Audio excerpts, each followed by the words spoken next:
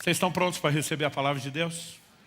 Então abra sua Bíblia, por favor, no livro de Gálatas, no capítulo 4.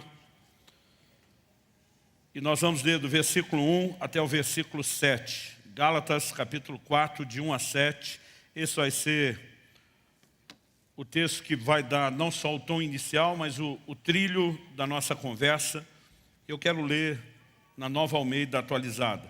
Gálatas, capítulo 4, de 1 a 7. O texto diz assim: digo, porém, o seguinte: durante o tempo em que o herdeiro é menor de idade, em nada difere de um escravo, mesmo sendo senhor de tudo, mas está sob tutores e curadores até o tempo pré-determinado pelo Pai. Assim também nós, quando éramos menores, estávamos escravizados aos rudimentos do mundo. Mas, quando chegou a plenitude do tempo, Deus enviou seu Filho, nascido de mulher, nascido sob a lei, para resgatar os que estavam sob a lei, a fim de que recebêssemos a adoção de filhos. E porque vocês são filhos, Deus enviou o Espírito do seu Filho ao nosso coração. E esse Espírito clama: Abba, Pai. Assim você já não é mais escravo, porém filho. E sendo filho, também é herdeiro por Deus. Amém. O apóstolo Paulo faz várias declarações nesses versículos que nós lemos, mas eu queria destacar algumas palavras ou expressões chaves. A primeira delas, filhos. A segunda, herdeiros. Mas também quero destacar a expressão até o tempo pré-determinado pelo Pai. Assim como no verso 3, quando ele vai usar a frase assim também nós. O apóstolo Paulo introduz um elemento de comparação, uma alegoria, que muitos discutem se isso era algo cultural ou se era lei no Império Romano. E eu costumo dizer que o mais importante não é discutir se o que era cultural virou lei, se isso de fato tinha esse peso legal ou não. O fato era que era tão conhecido que Paulo consegue usar isso como uma alegoria de uma verdade que, espiritualmente falando, essa sim é uma lei, é um princípio inquestionável. Qual é? É o fato de que o pai, ele simplesmente olhava para o filho e dizia: legalmente você é herdeiro, você tem direito a tudo, tudo que é meu é seu. No entanto, até o tempo que o pai predeterminasse, e essa idade variava no Império Romano, isso poderia ser aos 16, poderia ser aos 18, há registros disso acontecer até 24, 26 anos de idade. Dificilmente se avançava muito essa idade e dificilmente se baixava essa média aí dos 16 aos 26. Ou seja, o pai dizia para o filho: você pode ser dono de tudo, mas até que chegue a idade certa, você não usufrui da herança. Você fica debaixo de tutores e curadores, gente que vão cuidar de você, vão te orientar, vão te ensinar, mas na prática você não difere em nada do escravo na casa. Ou seja, é dono, mas sem acesso à sua herança completa. Qual a razão dos pais agirem dessa forma? O motivo era muito simples. Enquanto o filho não tivesse um mínimo de maturidade evidenciada, ele não poderia ter acesso à herança. E eu quero tomar isso como ponto de partida, porque quando o verso 3 diz assim também nós, há duas aplicações que Paulo faz. A primeira delas, ele vai dizer: quando éramos menores, estávamos escravizados aos rudimentos do mundo. Vindo a plenitude do tempo, Deus enviou seu Filho. Paulo também vai usar isso como uma comparação para o tempo em que estivemos debaixo da lei, sem acesso à plena herança em Cristo e à nova aliança. Mas a mesma analogia serve para o fato de que eu e você, ele enfatiza no verso 7, somos filhos de Deus. Você pode dizer amém? Mas ele diz no verso 7, se você é filho, também é herdeiro por Deus. A pergunta é: quão herdeiro eu e você podemos nos considerar, quão herdeiros cada um de nós podemos nos considerar de Deus? Em Romanos, no capítulo 8, no verso 17, onde Paulo faz uma abordagem similar, ele diz: se somos filhos, também somos herdeiros, herdeiros de Deus e co-herdeiros com Cristo. Ou seja, co-herdeiro significa herdeiro juntamente com. Isso significa que eu e você somos tão herdeiros de Deus quanto Cristo é. Isso precisa gerar em mim e em você uma percepção daquilo que nós temos direito quando falamos a respeito de uma herança. Qual é a herança dos filhos? Nós sabemos que nem todos são filhos de Deus, como diz o ditado: todo mundo é filho de Deus. Quem se torna filho de Deus? João capítulo 1, versos 11 e 12 diz, veio para o que era seu, mas os seus não receberam. Mas a todos quantos o receberam, falando de Cristo, Deus deu-lhes o direito de serem feitos filhos de Deus. Nós nos tornamos filhos de Deus quando nos convertemos, né? Quando nos rendemos ao senhorio de Cristo, quando abraçamos por fé a obra de Cristo na cruz e somos regenerados. E a partir do momento que somos feitos filhos, nós somos introduzidos a esse lugar de herança. E quando a Bíblia fala de herança, ela literalmente está dizendo que tudo que é de Deus é nosso. Eu esperava um pouco mais de empolgação da sua parte. Eu sempre tive mania, viajando por aí, olhando para tudo que era bonito. Eu gostava de comentar com aquele papai que fez, né? Eu olhava para toda a imensidão de todo lugar onde passava e dizia, tudo isso é nosso. Porque não há uma forma diferente eu e você olharmos para isso. E eu não me refiro meramente a questões materiais, tangíveis, palpáveis. É lógico que nós temos uma herança eterna, essa não será usufruída na sua plenitude ainda, mas em 1 Coríntios, no capítulo 3, no verso 22, Paulo diz, tudo é vosso. Ele também vai dizer, vós de Cristo e Cristo de Deus. Então, a pergunta é, se tudo é vosso, não é algo literal, então as outras frases da mesma declaração, e vós de Cristo e Cristo de Deus, também não deveriam ser vistos como literais. Mas se nós somos de Cristo, literalmente, não há o que questionar ou relativizar. Se Cristo é de Deus, literalmente, não há o que questionar ou relativizar, a frase tudo é vosso também não deveria ser relativizada. Nós precisamos entender que é um universo, né, de bens, dádivas que Deus nos disponibilizou. O apóstolo Paulo diz que, Efésios capítulo 1, verso 3, que Deus já nos abençoou com toda sorte de bênçãos nas regiões celestiais em Cristo Jesus. Qualquer bênção que você puder imaginar é parte da sua herança. Alguns estão começando a empolgar, os outros ainda parece que estão desconfiados. Gente, outro dia alguém falou, não, mas isso está falando de herança futura. 1 de João, capítulo 3, verso 2, diz, amados, agora somos filhos de Deus. Agora, a Bíblia diz, somos filhos, somos herdeiros. João diz, e ainda não é manifesto o que havemos de ser. Nós não sabemos qual o nível de upgrade, de atualização, de melhoria que vai ter. Mas a Bíblia diz, agora somos filhos, o que vem depois ainda não está claro. Então, nós não podemos relativizar a herança dos filhos somente para o futuro.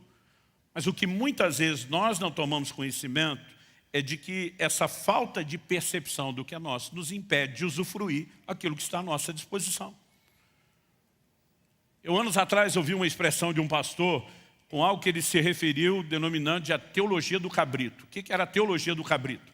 Ele faz uma analogia em cima da declaração do filho mais velho, né? O irmão mais velho, na verdade, do que nós conhecemos como filho pródigo, da parábola de Jesus.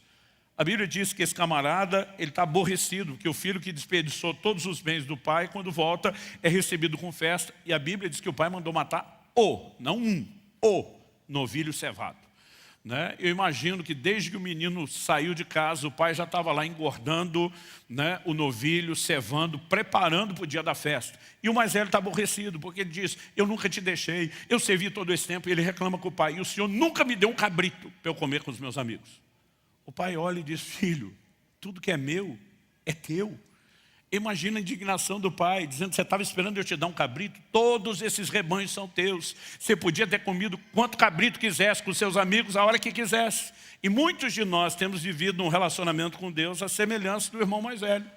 A gente está choramingando porque Deus não nos deu um pouquinho do tudo que já é nosso. E eu imagino Deus olhando para mim e para você e se perguntando por que é que você não entendeu o que já era seu, em vez de estar me culpando por não ter lhe dado. Agora, um texto que me chama muita atenção, está lá em Mateus 15, 26. Quando Jesus é abordado por uma mulher cananeia, um dos evangelhos a chama de Ciro Fenícia, a Bíblia diz que essa mulher chega desesperada, dizendo, Senhor, minha filha está horrivelmente endemoniada. Ela vem pedir para que Jesus a liberte sua filha. Jesus responde para ela, eu não fui enviado a não ser as ovelhas perdidas da casa de Israel. É lógico que estamos falando de um processo, né? Jesus, obviamente, está tratando de algo que Paulo vai explicar aos romanos, dizendo que a salvação primeiro é dos judeus, depois também dos gentios. Indiscutivelmente, os gentios seriam incluídos no plano e no propósito de Deus, mas na ordem, por conta de uma aliança que Deus fez com Abraão, primeiro os judeus. E Jesus está dizendo, eu estou vivendo a primeira etapa, a porta para os gentios ainda não está aberta. A mulher insiste e Jesus diz para ela, não é lícito tomar o pão dos filhos e dá-lo aos cachorrinhos. Jesus está dizendo, o cachorro pode ter acesso à casa, pode morar na casa, ser amado e bem-quisto na casa, mas não é parte da família. Eu lembro quando meus filhos eram pequenos, né? Estamos falando do início da Alcance, mais ou menos 2005. Era uma febre no Brasil na época a gente colocar uns adesivos de família, né? A figura do pai, da mãe, da quantidade de filhos nos carros, tentando promover a mensagem, o valor da família. E meus filhos começaram a campanha para a gente colocar adesivo de um cachorrinho junto. Eu dizia, gente, a família não envolve o cachorro. O cachorro mora na casa, mas não é da família. Eles, claro que é, pai. Um dia eu fiquei bravo, porque peguei um deles botando o sobrenome de Subirá no cachorro. Eu falei, pode parar, o cachorro não é da família. E eles emocionalmente não queriam entender. Pensa no impasse, num negócio que rendeu, que deu discussão. Aí um dia, para resolver o assunto, falei, gente, vamos deixar quem entende das coisas dar a resposta final? Olha o que Jesus disse. Não é lícito tomar o pão dos filhos e dar aos cachorrinhos. Filho e cachorro não estão no mesmo nível. Eles olharam para mim e disseram, apelou. Mas ninguém nunca mais discutiu, não botaram mais o sobrenome de Subirá no cachorro e não tentaram me convencer a tratá-lo como parte da família, né? O ponto que Jesus está explorando não é desprezar a mulher, mas ele está dizendo, o fato de ser aceita na casa, recebida, de transitar por aqui, não te coloca no mesmo lugar. Mas o que é que a mulher respondeu para Jesus? Ela falou, Senhor, é verdade, mas os cachorrinhos comem das migalhas que caem da mesa dos filhos. Em outras palavras, ela está dizendo, não estou tentando usurpar o lugar dos filhos, mas convenhamos, cá entre nós, eles não estão aproveitando toda a comida que o Senhor está dando. Me deixa pegar rebarba, sem usurpar o lugar deles. Me deixa pegar parte que eles não estão aproveitando, desperdiçando. Jesus olha e diz, mulher, grande é a sua fé. E a Bíblia diz, naquela hora, a filha dela foi liberta. Agora pensa comigo, se comendo das migalhas que caem da mesa dos filhos já tem cura e libertação para a sua casa, o que é que não está a mim e à sua disposição quando a gente sentar à mesa como filho, entender o nosso lugar e acessar aquilo que nos pertence? Há uma herança à nossa disposição. E nós podemos viver isso de forma intensa, sobrenatural, poderosa, extraordinária. Mas a pergunta é, como acessamos essa herança? Tudo no reino de Deus vai depender da minha e da sua fé. Pela graça sois salvos mediante a fé. Romanos 5,2 diz, pela fé temos acesso a essa graça. Não se acessa nada do que Deus tem sem fé. Então que a fé é o ponto de partida, isso é indiscutível. Sem fé é impossível agradar a Deus, sem fé ninguém recebe nada de Deus. Mas a pergunta é, nós vamos alcançar tudo que Deus tem só com fé? E a resposta é, não. E há vários textos que nos mostram isso. Em 2 de Pedro, no capítulo 1, no verso 5, ele diz, acrescentai a vossa fé à virtude ao conhecimento. E ele vai falando de várias virtudes. E ele diz assim, porque se em vós houverem abundar essas coisas, vos será amplamente concedida a entrada no reino eterno de nosso Senhor e Salvador Jesus. Ninguém vai entrar lá sem fé. Mas ele está falando de outras coisas que precisam ser acrescentadas à fé. Então a fé é indiscutível, sempre será necessária. Agora a pergunta é o único requisito? Não. Em Hebreus, no capítulo 6, no verso 12, a Bíblia fala que nós temos que nos tornar imitadores daqueles que pela fé e paciência herdam as promessas. Como se herda as promessas de Deus? Fé e paciência. Outra tradução diz perseverança. Outra tradução diz longanimidade. Fé e perseverança andam de mãos dadas. Se você quer viver as promessas de Deus, precisa de fé. Mas é sempre fé e alguma coisa a mais. Quem está entendendo? Nesse texto, o apóstolo Paulo introduz um elemento importante para se acessar a herança completa, que é a maturidade. Se eu e você não tivermos maturidade, nós não poderemos acessar a herança completa. Esse é o primeiro tópico que eu quero destacar quando a gente fala dessa herança que devemos buscar e perseguir. Efésios capítulo 4, verso 13 diz, até que todos cheguemos à maturidade. Outras traduções dizem a perfeita ou completa maturidade.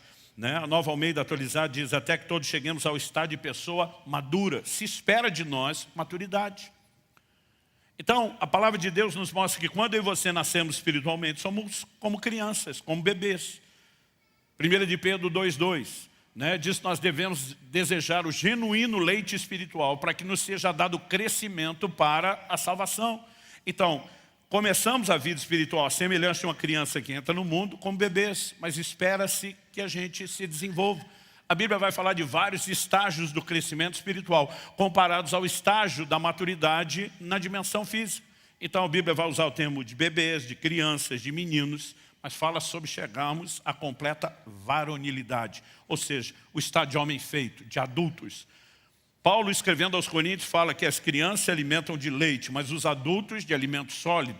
Então ela usa não apenas as figuras desses estágios do crescimento, mas inclusive questões relacionadas ao comportamento, à alimentação. Paulo diz, quando eu era menino, falava com menino, pensava com menino, agia com menino, mas logo que cheguei a ser homem, deixei as coisas de menino.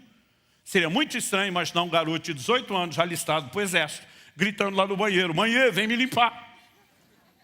Porque espera-se que, à medida que se cresce e amadurece, que alguns comportamentos sejam deixados. Mas a maturidade, ela é necessária também para que se tenha acesso à herança. E Paulo usa esse elemento. Por quê? Sem maturidade, nós podemos botar tudo a perder.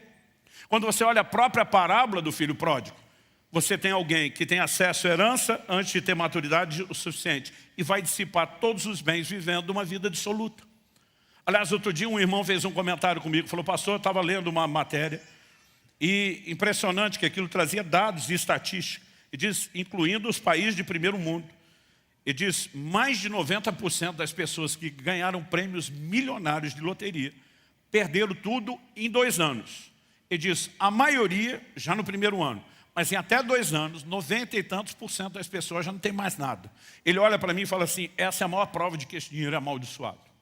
Eu falei, amigo, eu não quero discutir a parte espiritual da coisa, e evidentemente que eu não estou incentivando ninguém ao jogo, nós somos contrários, né, a isso por princípio espiritual, por ética e uma série de coisas. Mas, eu falei para ele, tem uma outra pesquisa que mostra que muitos herdeiros de impérios bilionários, estamos falando de corporações, empresas, né, eles normalmente, na segunda geração, tem uma probabilidade altíssima de desconstruir, de demolir, estragar tudo o que a geração anterior fez.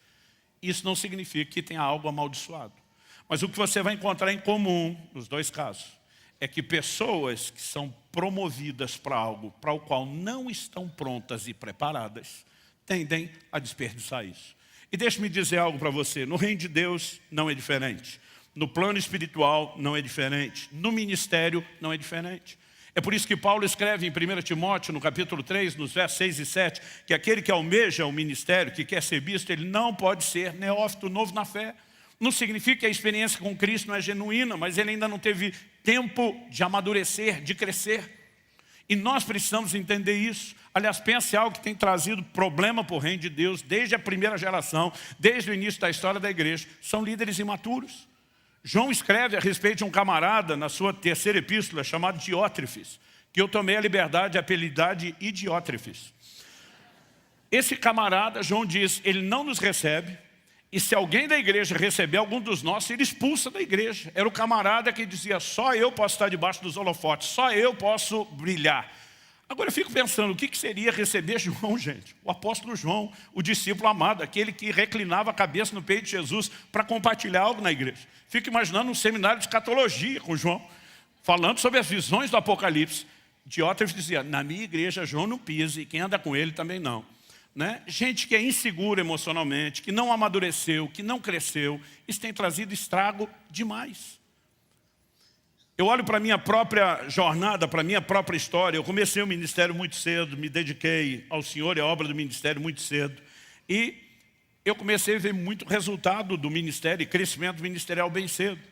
Mas em agosto de 93 eu tive um acidente de carro que me gerou uma crise muito grande. Eu falo muito sobre isso no meu livro O Agir Invisível de Deus. E eu lembro que 1 ano e pouco depois, quando estava sendo ordenado ao pastorado, nosso querido, saudoso pastor Francisco teve uma experiência quando impôs as mãos sobre mim, o pastor Tomás estava junto, né? Saudoso Miguel, que já está com o senhor também, e estava orando, ele teve uma visão aberta de um anjo de Deus, que falou com ele a respeito do meu acidente, das coisas que eu estava passando, da crise que eu estava vivendo, e basicamente o anjo disse para o Francisco, diga para ele, que o acidente de carro que ele teve, né? Embora tenha sido um ataque de Satanás, teve uma permissão divina. E ele começa a falar a respeito de como eu não estava pronto e preparado para aquele lugar onde eu estava entrando. O anjo diz assim, o sucesso dele se transformaria em fracasso, porque ele iria sucumbir debaixo do peso do próprio ministério. Ele estava entrando em níveis para os quais ele não estava preparado. E o anjo diz, o diabo queria pará-lo porque eu via como uma ameaça, mas o anjo diz, mas o Senhor precisava pará-lo para não perdê-lo. E o anjo termina a história falando, ele vai passar por um processo nos próximos anos de muito amadurecimento, antes que Deus o permita ser novamente reintroduzido naquilo que está fazendo. Quando você ouve uma palavra dessa, você pensa, o processo vai ser 1 ano, 2 anos. Depois de 25 anos, que foi a data, né, do meu tempo de pastorado, quando eu fiz a transição para o Marciano assumir alcance, Deus disse, agora estou te levando de volta lá onde nós paramos, 25 anos depois. Sabe por quê? Ninguém amadurece sem tempo. Maturidade nunca vai acontecer da noite para o dia. Eu lembro da época em que mamãe botava fruta na estufa, vocês lembram disso? Enrola em jornal, bota embaixo dentro do fogão, você tenta acelerar a maturação, mas por mais que você possa acelerar, você não vai evitar o fator tempo. Maturidade sempre vai requerer tempo, mas a pergunta é, só o tempo é necessário? E eu tenho percebido não só que é uma maturidade requerida, que a maturidade não virá sem tempo, mas por outro lado, eu também percebo nas Escrituras que só o tempo não resolve. Então, Jesus fala de processos usando figuras da natureza que são similares àquilo que nós vamos experimentar no plano espiritual. Por exemplo, em Marcos 4, de 26 a 29, ele diz, o reino de Deus é semelhante ao homem que planta a semente. Ela brota sem ele saber como. Aí Jesus diz, primeiro vem a erva, depois a espiga, depois o grão cheio na espiga, mas só vai colher quando estiver maduro. Desde o processo do plantio, germinação, tudo isso, cada etapa envolve tempo. Essas coisas não vão acontecer todas da noite para o dia. E a nossa maturidade também não. Mas insisto na pergunta, só o tempo garante tudo? E a resposta é não. Em Hebreus, no capítulo 5, nos versos 11 e 12, nós lemos assim, a esse respeito, temos muitas coisas a dizer, coisas difíceis de explicar. E o autor vai dizer, porque vocês se tornaram tardios em ouvir. No verso 12 ele diz, pois quando já deveriam ser mestres, levando em conta o tempo decorrido, vocês têm novamente necessidade de que alguém lhes ensine quais são os princípios elementares dos oráculos de Deus. Passaram a ter necessidade de leite e não de alimento sólido. Do que ele está falando? Dieta de criança e não de adulto. Verso 13. Ora, todo aquele que se alimenta de leite é inexperiente na palavra da justiça, porque é criança. 14. Mas o alimento sólido é para os adultos, para aqueles que pela prática têm as suas faculdades exercitadas para discernir não somente o bem, mas também o mal. Ele vai falar de tempo, ele vai falar de prática, mas basicamente ele está dizendo, esperava-se que vocês já fossem mestres, estivessem ensinando outros. Por quê? Pelo tempo decorrido. Ou seja, o que se esperava é que o tempo estivesse acrescentando algo a vocês. Mas não acrescentou. Vocês não só não são mestres, como a gente tem que ensinar de novo o beabá, os fundamentos de tudo, porque parece que vocês não absorveram nada. Então, sem tempo não há maturidade, mas só o tempo garante? Também não. Há muita gente que está literalmente perdendo tempo, porque não avança, não cresce e não amadurece. E, gente, a conta da falta de maturidade, ela não se manifesta só no plano espiritual. Ao longo de 30 anos de pastorado, depois de muito aconselhamento, né, dado horas investido nisso, principalmente lidando com casais em crise, honestamente, tinha hora que minha vontade era dar uma chupeta para cada um, para marido e mulher, né, e dizer, vocês são 2 crianças, não cresceram. Porque a falta de desenvolvimento emocional é evidente que ela impacta a nossa vida espiritual. E nós percebemos o quê? Essas pessoas tiveram tempo, mas certamente lhes faltou o quê? Alguns processos. Isso é o que eu e você precisamos entender. E eu quero, junto com o ensino, colocar quase que uma espécie de desabafo. A perspectiva da visão familiar mudou demais, né? Mudou demais. Porque eu lembro que alguns anos atrás eu conversei com uma pessoa muito querida. Falei, está planejando ter outro filho? A pessoa tinha um filho só. Né? E a vida é uma eterna cobrança. Quando está solteiro, a gente pergunta quando vai namorar, começa a namorar, pergunta quando vai noivar, quando fica noivo, quando é que vai casar, quando casa, quando é que vai ter filho, tem um filho, quando é que vai ter outro, se tiver outro, a gente pergunta mais um. Então a gente está sempre cobrando. Falei, e aí, tem plano de ter mais algum filho? Mas a resposta foi rápida, contundente, intensa. De jeito nenhum. Do jeito que a pessoa falou, eu falei, uau, quanta emoção nisso. Eu falei, por que de jeito nenhum? Ele falou assim, porque ter filho é muito caro. Primeira coisa que alguém poderia pensar é que nós estamos falando de um pai avarento, né? Que simplesmente está pensando só no trabalho que vai dar a ele, mas o ponto não era esse. O que você tem ali, e o que tinha ali, eu posso atestar com essa pessoa, era alguém tão disposto a dar o melhor para o filho, que ele falou, para aquilo que eu planejo dar, eu só consigo bancar um, não consigo bancar dois. Não é que ele não achava que valia a pena. Ele simplesmente dizia, eu não consigo manter o padrão daquilo que eu quero oferecer. Mas por mais positivo que soe olhando dessa forma, nós temos uma mudança de pensamento em relação não só aos tempos bíblicos, gente, mas ao que até pouco tempo atrás nos norteava. Ninguém antigamente pensava, não vou ter mais filho porque custa dinheiro. Antigamente o pensamento era o contrário. É só você olhar para a Bíblia. Quando a palavra de Deus diz que os filhos são como flecha e diz, bem-aventurado o homem que enche deles a sua aljava, ou seja, quanto mais filho, melhor. Qual é a lógica aplicada pela própria Escritura? Na sequência o versículo diz assim, não será envergonhado quando tratar com seus inimigos à porta. Quanto mais filho, principalmente agora falando dos homens, nesse caso específico, o camarada tivesse, na hora de resolver a treta com qualquer vizinho na porta, com aquele monte de guarda-roupa atrás dele, de braço cruzado e cara de bad boy, mais segura a família estava. Os filhos sempre eram vistos como aqueles que iam acrescentar algo à família. Não era só proteção, produtividade, gente. Hoje a gente pensa que um filho a mais para comer custa mais. Antigamente se pensava de forma oposta. É mais mão de obra para trabalhar a terra, para plantar, para colher, para colocar mais comida na mesa. E qual é a grande mudança de antigamente para agora? É que antigamente se pensava na chegada dos filhos como quem vai contribuir para a família. E hoje nós pensamos nos filhos como alguém que a família vive em função deles. E essa inversão está causando a desordem emocional que vai custar mais caro do que a gente já está conseguindo ver ou mensurar até agora. Eu não preciso ir muito tempo atrás, gente. Vou falar da geração dos meus pais. Meus dois irmãos, o mais velho e o mais novo, eu sou do meio de 3, começaram a trabalhar com 12 anos de idade. Ralava o dia inteiro, pacoteiro de supermercado para ganhar meio salário mínimo.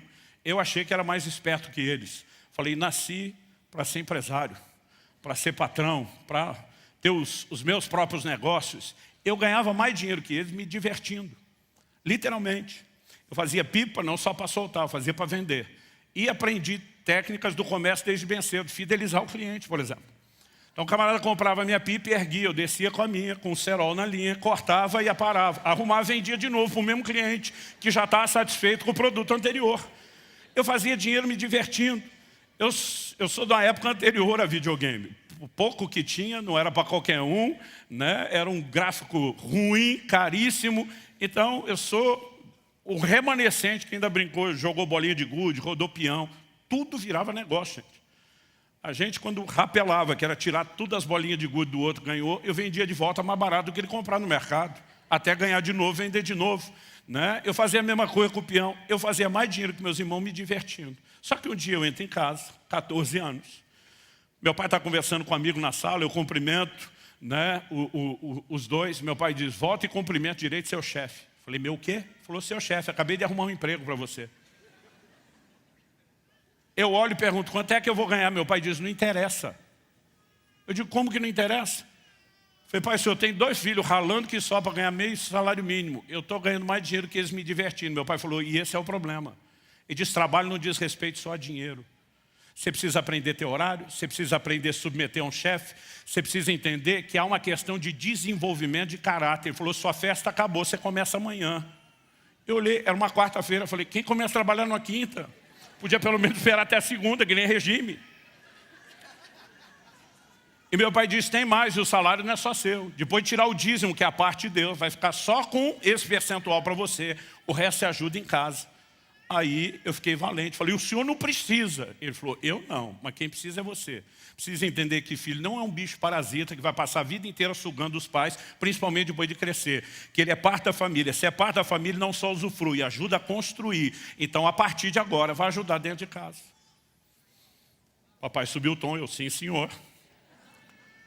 Só que hoje em dia a mentalidade mudou. Os pais querem fazer tudo pelos filhos. Aliás, parece que é uma geração frustrada, dizendo, meus pais não me deram tudo. E aí eles decidiram estragar a próxima geração, sem entender que processos que você passou te ajudaram a crescer. E aí nós começamos a sabotar essas coisas. Gente, a mentalidade mudou demais. Por que é que os pais hoje estão dizendo, não quero ter mais? Custa muito, porque eles só pensam o tempo todo em tudo que eles têm que fazer. Mas não há uma visão de que os filhos precisam participar. Não estou falando, gente, de criança. Mas estou falando de gente que cresceu e precisa ser preparado para a vida. Quem está me entendendo? Então, se nós não mudarmos essa mentalidade, começando da criação dos filhos dentro de casa, nós não vamos produzir amadurecimento. Eu lembro que eu comecei a ter determinadas percepções em Deus, palavras proféticas, e eu sabia, por exemplo, meus filhos, era regra de casa, nunca foi regra para a igreja. Meus filhos não podiam namorar antes dos 18 anos. Mas eu falei para minha esposa, falei, amor, nosso filho não namora antes dos 18, mas não sei se chega aos 19 para casar. Não é algo que eu aconselho para os filhos dos outros. Mas eu dizia para ela, eu tenho uma percepção em Deus de que as coisas vão andar depressa. Quando meu filho fez 15 anos de idade, eu queria tirar algumas coisas dele. Né? Quando eu fiz 15 anos de idade, antes disso meu pai já tinha tirado a TV de casa da gente, dizia que não era para focar só em entretenimento. Mas depois, aos 15 anos de idade, cheio do Espírito Santo, eu lembro que eu deixei de lado algumas coisas. Primeiro, minha bike de freestyle, né? Eu decidi que mesmo na casa dos amigos, em outro lugar que teria acesso, eu ia poupar tempo de entretenimento para focar na preparação do ministério.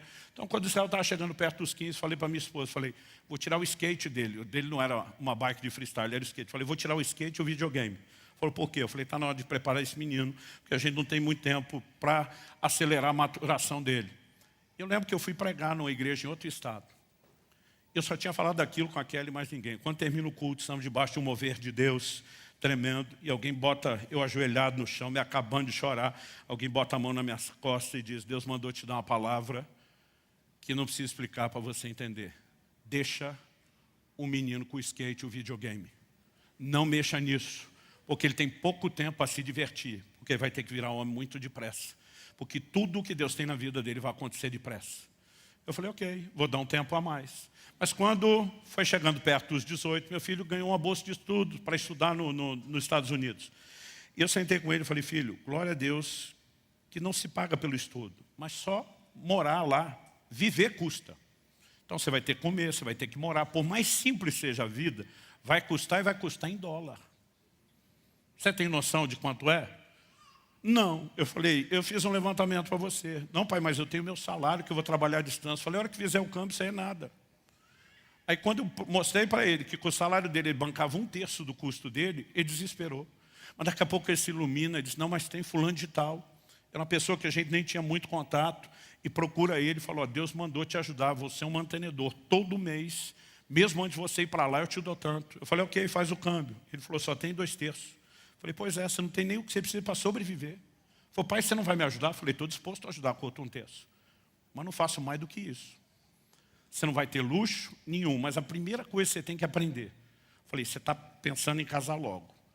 Quem não sabe cuidar do orçamento como solteiro não merece ter uma família para cuidar. Então, ou você aprende a ser sério no seu orçamento enquanto solteiro, ou eu não te deixo levar esse negócio adiante. Então, vou jogar duro com você. Eu falei, o seu dinheiro, os seus 2/3, vão passar por mim para eu unir com o meu terço e eu te mandar todo mês. Eu só te mando no primeiro dia do mês o dinheiro. Se você gastar o seu dinheiro antes de terminar o mês, você está lascado, porque eu não vou te socorrer. Você está me entendendo? Tô. Repete. Nenhum filho gosta disso.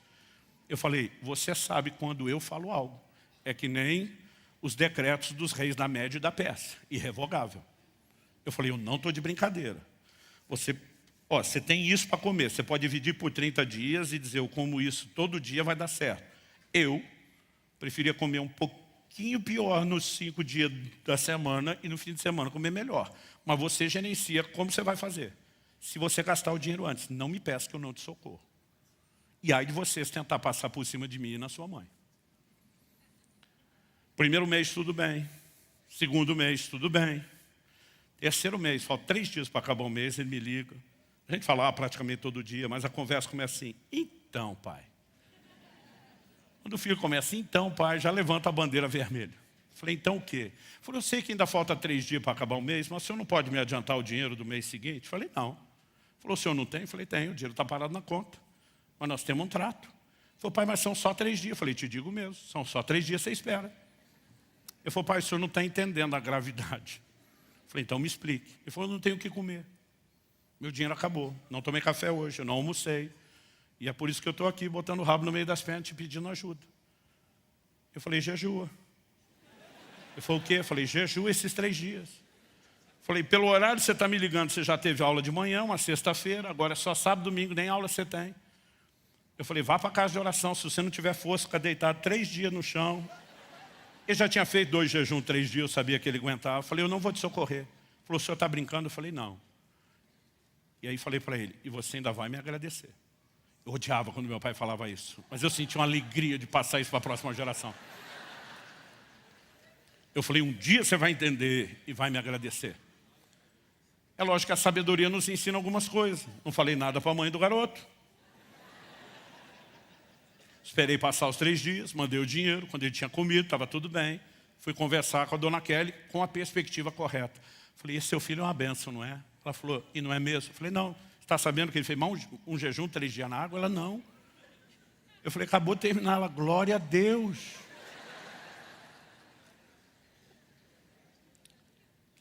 Aí, eu falei, tá certo que eu tive uma pequena participação.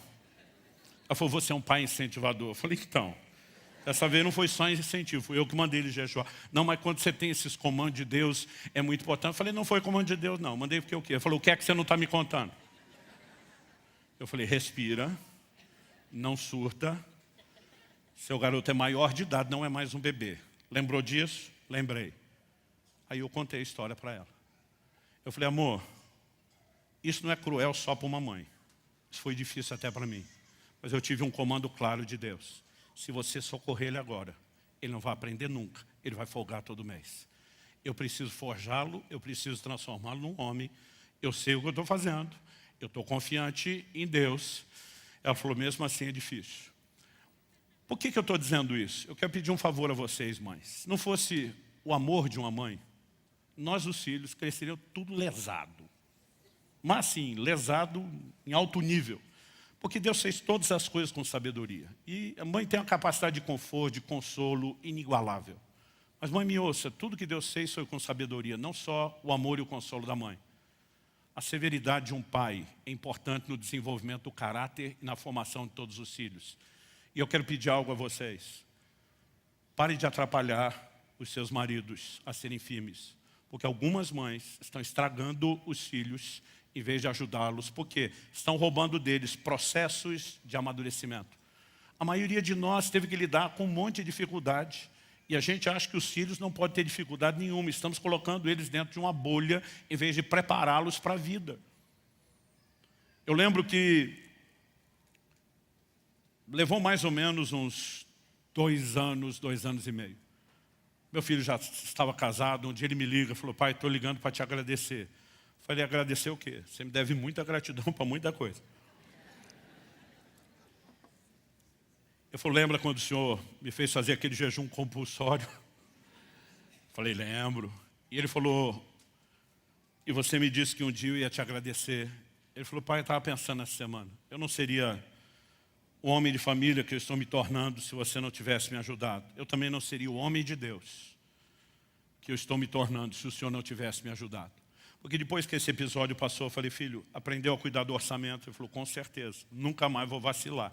E nunca mais vacilou mesmo, né? Porque a lição foi firme, foi precisa.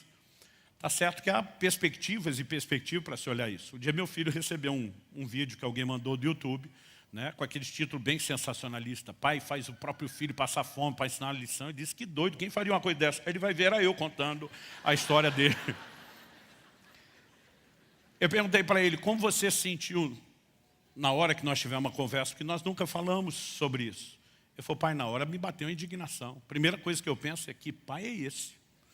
Que se recusa a dar comida para o próprio filho. Fala, você não pensou que filho é esse, que não ouve o conselho do pai sobre... Ele falou, não, me fiz de vítima. Ele falou, e o sentimento no início foi ruim. Eu falei, como é que você lidou com isso? Foi enquanto eu jejuava e orava muito nos 3 dias. Ele falou, o Espírito Santo falou para mim, não olhe para o seu pai com a lente momentânea das suas emoções. Olhe para o que seu pai tem sido para você a vida inteira. Ele falou, pai, o senhor sempre me amou, o senhor sempre cuidou de mim, sempre investiu em mim, sempre lutou pelo meu melhor. Então aquele sentimento isolado não cabe no resto do que é a pessoa que o Senhor sempre demonstrou ser. Então eu decidi acreditar que o Senhor sabe alguma coisa que eu ainda não sei e que chegaria o momento de agradecer. Mas eu lembro que a próxima lição que eu falei para ele, falei, filho, por mais que você cuide do orçamento, eu sei que você vai levar a sério isso daqui para frente. Pode ter momentos onde de fato a coisa vai fugir ao controle, imprevistos vão surgir. Eu falei, se isso acontecer, ele falou, posso te ligar? Eu falei, não. O acordo continua o mesmo. Eu falei, quantos milagres você você viu milagres de provisão dentro de casa enquanto você crescia? Ele falou, muitos. Eu falei, Deus não mudou, filho, é o mesmo. Mas está na hora do Deus do seu pai se tornar o seu Deus. E se algo acontecer, você nem ouse me ligar que eu não vou te socorrer. Mas você pode buscar Deus. Você pode começar a viver os seus milagres. 2 meses depois, o dinheiro dele aconteceu imprevisto. Eu tinha certeza que ia acontecer isso. Ele fez de tudo, desdobrou, esticou. Faltava 2 dias, o dinheiro terminou. Ele não me ligou, só contou a história depois. Ele pensou, quem jejua 3, jejua 2. Mas ele está na metade do primeiro dia do jejum. Ele fala, Deus, eu tenho jejuado muito para te buscar, por amor. Mas não quero fazer isso, obrigado, não. Ele falou, eu só fico lembrando do meu pai dizendo que está na hora de eu descobrir o meu Deus e o Deus das minhas provisões. Ele começou a orar, eu quero pedir que o Senhor faça algo, que o Senhor interfira.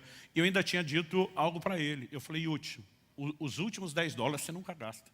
Você nunca sabe o que é que você vai precisar. Uma locomoção urgente, não tem gasolina, não tem transporte. Falei, os últimos $10 é proibido tocar. Então, chegou em 10, você não tem. Isso é uma reserva. E ele tinha $10 no bolso, mas ele estava levando aquilo a sério. E ele começou a orar e dizer, eu quero que o Senhor faça algo, porque eu não vou desrespeitar meu pai. Então eu não tenho esses $10.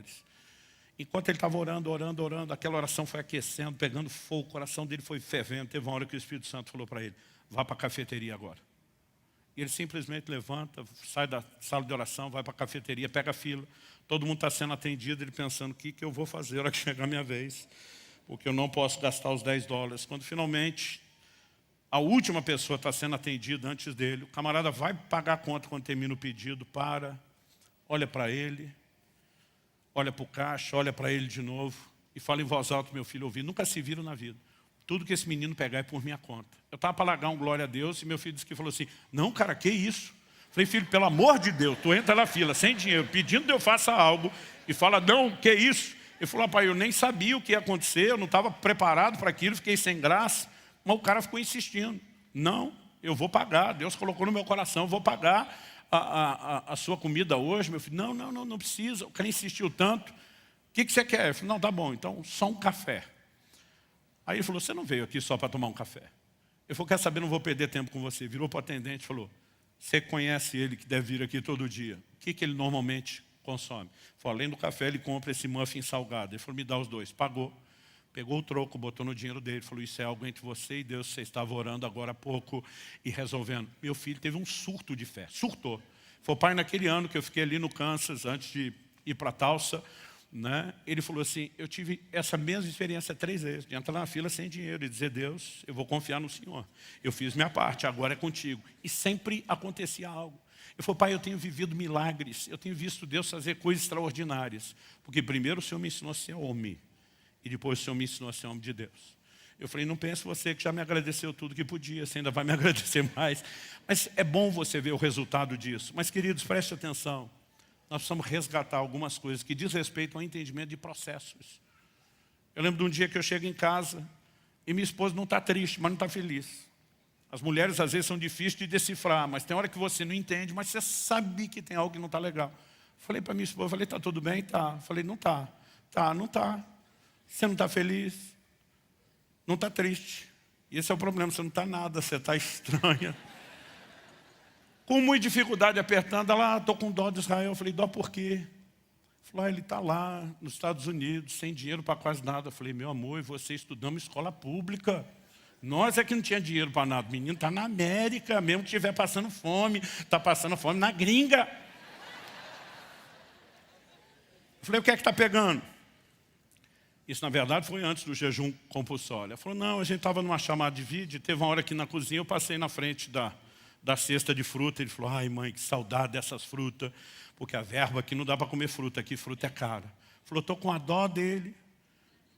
Continuei a conversa, encerrei sem dar na cara, saí, peguei meu telefone, subi para o andar de cima, o quarto onde ela não ia ouvir, chamei meu filho. Ele olhou, pai, tudo bem? Falei, tudo bem, coisa nenhuma. Falei, eu estou te criando para ser homem. Você quer casar? Quero. Então aprenda a ser homem. Homem não chora com mulher. Você não chora com a sua mãe, você não chora com a sua esposa.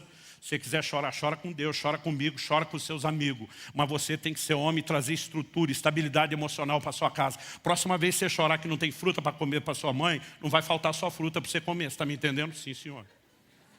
Eu lembro que meses depois aquele falou, acho que Israel adaptou bem, nunca mais reclamou de nada. A gente tem que mudar a maneira como estamos tocando nossa casa, gente. O propósito da administração não é falar sobre família, mas eu não quero jogar fora esse gancho. Por quê? Muitos de nós estamos tendo problemas com Deus, por questões que nos faltaram dentro de casa. Uma geração que cresce com limites, ouvindo não, ouvindo espere, não tem dificuldade quando Deus fala não ou espere. Mas uma geração mimada, que cresce sem nunca ouvir não, nem espere, quando Deus vai falar não, e Deus não vai jogar o jogo que seus pais jogaram com você se foram moles, aí você começa a ter um monte de gente com crise de fé. Deus não me ama, Deus não está fazendo tudo que eu quero na hora que eu mando. E nós temos um monte de gente abalada porque não entende o processo. Quais são os processos, gente? Tiago, capítulo 1, para a gente encerrar. Versículos 2 a 4. Meus irmãos, tenham por motivo de grande alegria. Se a Bíblia falasse motivo de alegria, já era um desafio. Mas aqui está dizendo de grande alegria. O quê? O fato de passarem por várias provações. Não é nem só provações, várias. Motivo de grande alegria passar por várias provações. Por quê? Sabendo que a provação da fé que vocês têm produz perseverança. O texto continua e diz, ora, perseverança deve ter ação completa para que vocês sejam perfeitos e íntegros, sem que lhes falte nada. Meu querido, se eu pudesse entrar numa hipotética máquina do tempo, voltar atrás, arrumar, mudar tudo na minha vida que eu quisesse, eu posso te dizer hoje com toda certeza, eu não escaparia de nenhuma dificuldade que eu passei. Porque foram elas que me forjaram, foram elas que me fizeram crescer, amadurecer. Elas foram processos de Deus. E muitas vezes o desespero, a aflição que a gente está, a falta de alegria, é porque a gente já sabotou tanto isso dentro da própria criação, onde nós não temos nem perspectiva para que Deus possa usar. Aliás, quando o camarada está lendo lá que Deus nos corrige, como o pai corrige o filho a quem ama, tem gente que nem consegue entender mais perspectiva de amor. Porque a correção está desaparecendo da casa de muitos. E nós perdemos completamente a capacidade de entender, de relacionar com Deus e de corresponder com Ele por outro lado.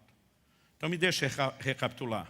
Nós somos filhos, como filhos somos herdeiros. A herança é muito maior do que nós podemos mensurar. Mas para ter acesso a ela, nós vamos precisar de mais do que fé. Vamos precisar de maturidade. Maturidade não virá sem tempo, mas também não virá só com tempo. Vai requerer processos. E nesses processos, nós vamos experimentar. Eu lembro quando era criança e às vezes acordava reclamando de dor. Minha mãe explicava que eram as dores do crescimento. Durante muito tempo achava que isso era mito. Depois você descobre que é verdade. A criança tem uma hora que acelera o crescimento, está literalmente esticando. E vai ter, inclusive, dores físicas. E há momentos que no plano espiritual, eu e você vamos sentir algo parecido. Jesus usa uma outra analogia. Diz que quando chega a hora da mãe dar à luz ao filho, ela sente tristeza. Mas logo depois ela não vai lembrar da tristeza, por causa da alegria de abraçar o filho que chegou. Há momentos onde nós vamos passar por provas e elas vão gerar desconforto. Mas quando eu e você chegarmos no resultado final, nós vamos descobrir que nós saímos melhores do que entramos. Mas esse amém não foi ainda empolgado. Deixa eu tentar te convencer. Os 3 amigos de Daniel, Ananias, Misael e Azarias, são lançados na fornalha.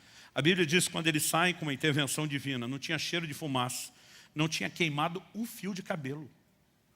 A Bíblia diz que o fogo não teve poder sobre eles.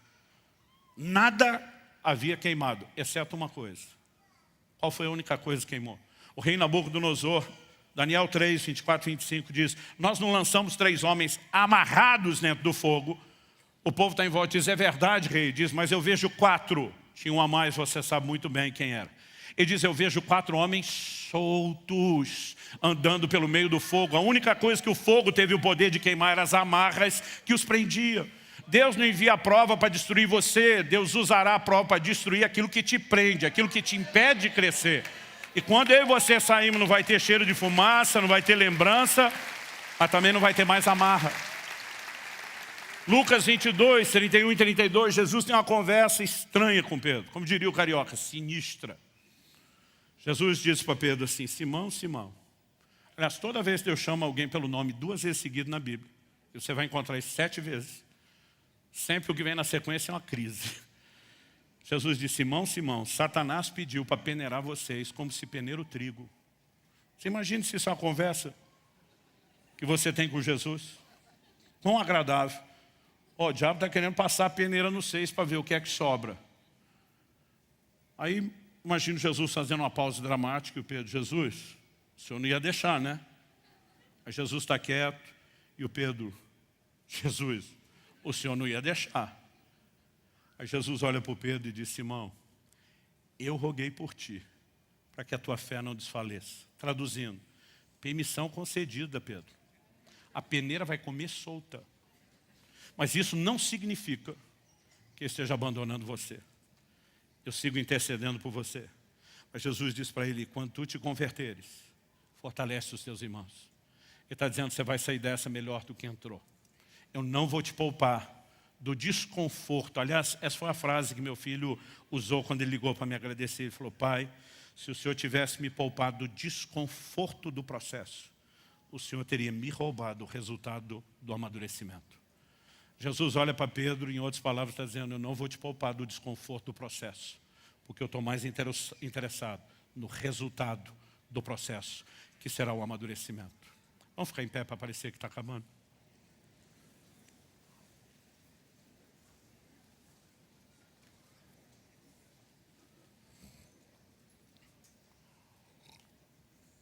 Deuteronômio 32, 11 e 12.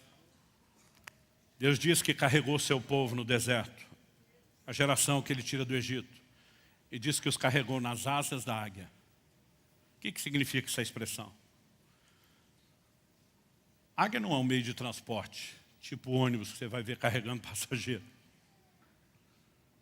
Mas dentro da natureza, não é com todo tipo de águia, mas dentro da natureza, o único momento onde você encontra isso é o chamado voo de adejamento.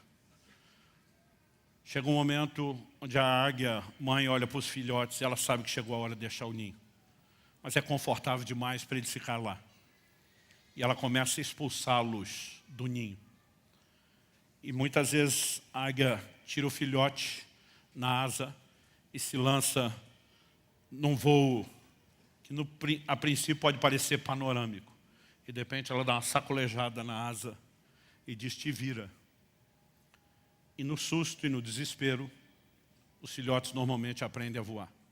Há casos onde ela tem que dar o rasante e recuperar o filhote que ainda não conseguiu voar.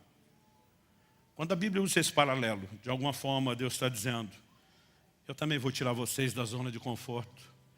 Em alguns momentos vai parecer que eu estou jogando vocês na fogueira, mas eu quero que vocês cresçam. Mas quanto mais mimada for uma geração por processos que nos são roubados, mais dificuldade nós vamos ter de entender a maneira como Deus lida. Mas preste atenção, seus pais foram moles com você. Deus não vai jogar o jogo deles. Ele não vai abrir mão de princípios. Então você entende isso pela sabedoria bíblica e aceita o conforto do Espírito Santo.